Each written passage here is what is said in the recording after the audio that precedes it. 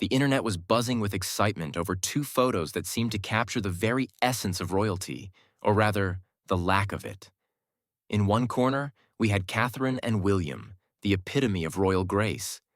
In the other corner, there was Meghan and Harry, who seemed to be doing everything they could to stay in the tabloids. Who would come out on top in this royal face-off? Catherine and William with their refined elegance, or Meghan and Harry, whose every move seemed calculated for maximum attention? Get ready to dive into the battle for royal supremacy.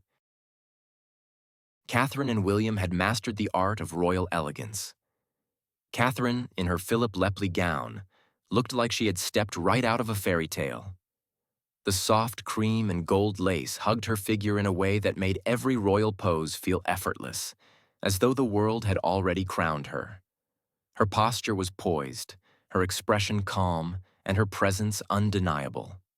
In that moment, she was the embodiment of everything royal: grace, class, and timeless beauty. No amount of chatter about how a dress doesn't make a queen could take away from the fact that she radiated an aura of royalty. Now compare that to Meghan. The tight turquoise dress she wore seemed to be a disaster waiting to happen. It was as if the fabric was fighting to hold together, and with every step, you could practically hear it begging for mercy. Who designed this? The dress looked like it was trying to eat her alive, struggling to stretch over every curve. And there she was, standing in the spotlight, but somehow looking more like someone trying too hard to be fashionable than genuinely pulling off a sophisticated look. It's clear she's trying to grab attention, but in the worst possible way.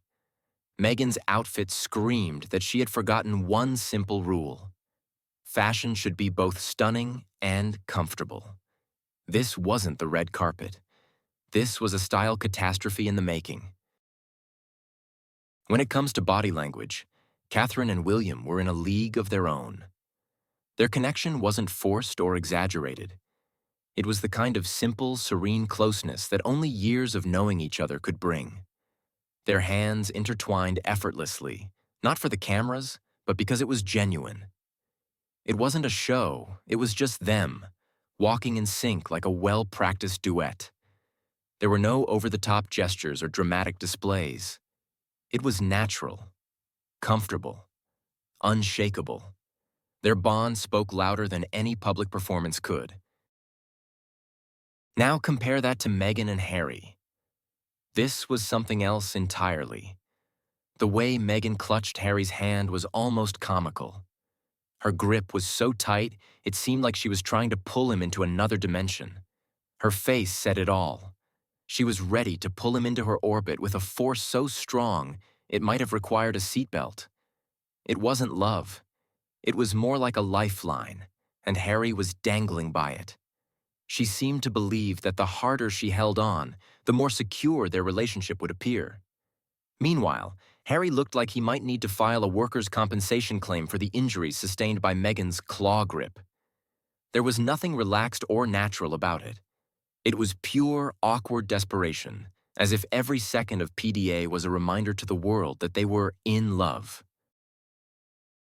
Here we have the true monarchs. Catherine and William don't walk into every event with eyes wide open, desperately seeking to be the next headline. They simply exist. And oddly enough, that's exactly what being royal sometimes is. Quiet, stable, and dignified. Their world isn't filled with chaos or drama. It's calm, poised, and secure. There's no need to create a spectacle because they have already mastered the art of being royal without trying. The question is, can you be so royal that you don't need to constantly remind the world of it?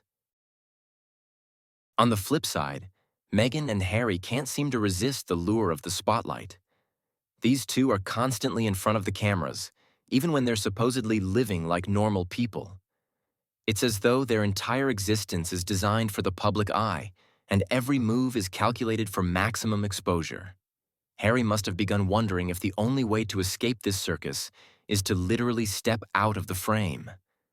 But even that probably wouldn't work. The real question is, should you always be in the spotlight if you're not sure you even know how to handle the role? So let's take a moment to really think about what's going on behind these relationships. Catherine and William have a connection that feels genuine, almost mechanical in its flawless execution. They've known each other for so long that they might as well have an unspoken language. When they hold hands, it's not just a gesture, it's an embodiment of shared history, trust, and understanding. Every glance, every step they take together feels like a quiet partnership built over time. There's no forced affection, no need to prove anything to the world. They simply are. Now contrast that with Meghan and Harry. Well, what can we say? Their connection seems more like something out of a teenage romance movie. Everything about them is too bright, too theatrical. It's all about the grand gestures, the constant public declarations of love, as if the whole world should be watching.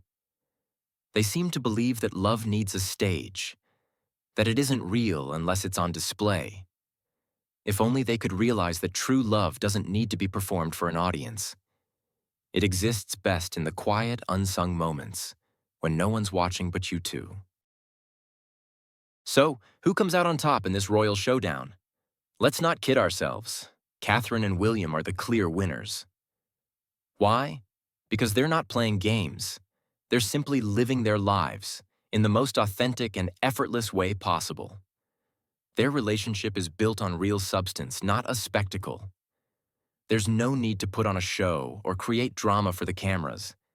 They just are, and that's enough. As for Meghan and Harry, it's not that they're bad people, but their love feels more like a well-crafted marketing campaign than something genuine. Every move seems designed for maximum media attention, a constant effort to remind the world they're in love. But love, real love, doesn't need that. It doesn't need to be packaged or sold. It just exists. But it seems Meghan and Harry are still trying to figure that out in the middle of this royal circus. And until they do, they'll keep spinning in their own performance, while the real winners stand quietly on the sidelines.